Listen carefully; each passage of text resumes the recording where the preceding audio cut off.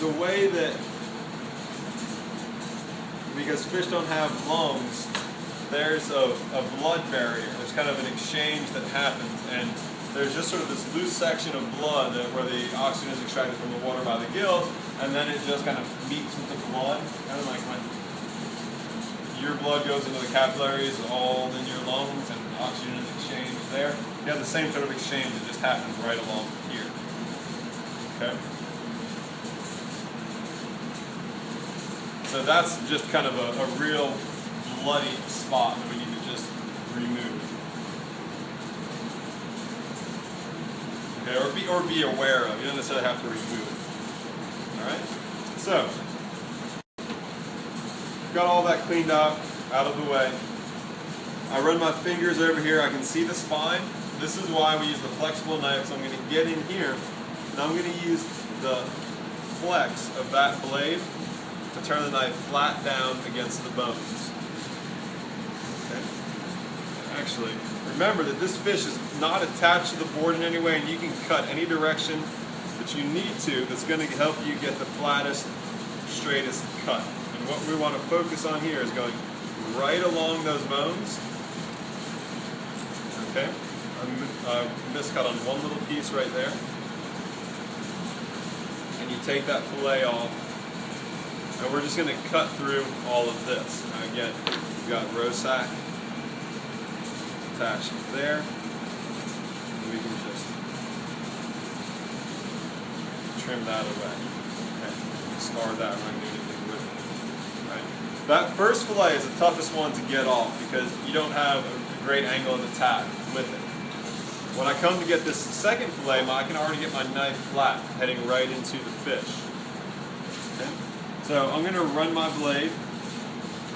You see, and the reason I chose, whichever side you take, the bottom or the top, whichever one you have the cleaner cut to, like the spine is right here. Okay? So I didn't want to have to work around that spine without being able to get my knife flat and able to go right at it. Okay, so I just loosen the meat, just like this, from the spine, right there. And now I can get my knife in flat, keep my hand right here to create a little bit of resistance. Right, and then I'm using that flex, and I'm just pressing that knife down and against the bones. And we come off clean just like that. Okay? These bones are very thin, very delicate. You could very easily cut straight through those bones if you don't get your knife down flat on them, okay? It should be right on the bones on both sides. Then we come over here, flip it over and do the exact same thing on the back side. So when we cut a flat fish, we get quarter fillets. We get 4 fillets out of each fish.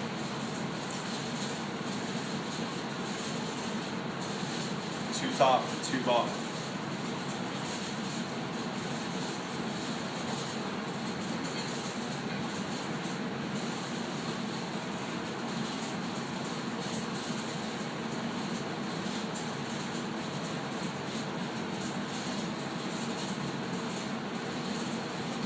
Okay, so flex with that knife. The focus is always going to be a long, smooth cut. Not too much sawing and jabbing, and not a lot of this. I get my knife underneath, I get it down on the bones, and I go. I draw it through in one move. Let the knife just slide right through.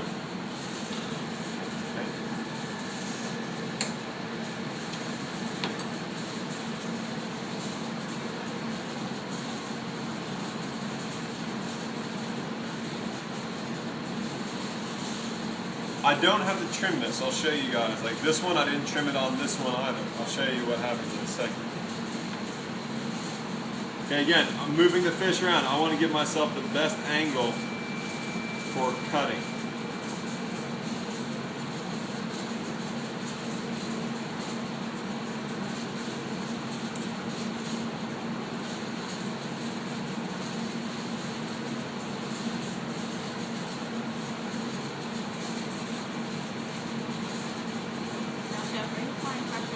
while you're cutting under it? Am I pushing? Yeah. I'm not pushing down at all. I'm just creating a little resistance, something for the blade to push against. All right, so now watch, the tip of my knife is right there. You guys see it? All right, so I have not cut any, like from here down, I have not cut at all. So watch what happens, watch what we do. Okay, make sure. Sorry, stop the talk, okay? So right there, and then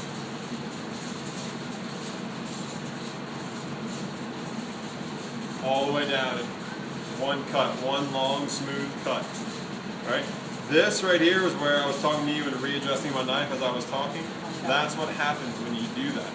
Down here, everything's smooth and in one piece. All right? So we always want to focus on those long, smooth cuts that are going to make the fillet much higher quality. All right, now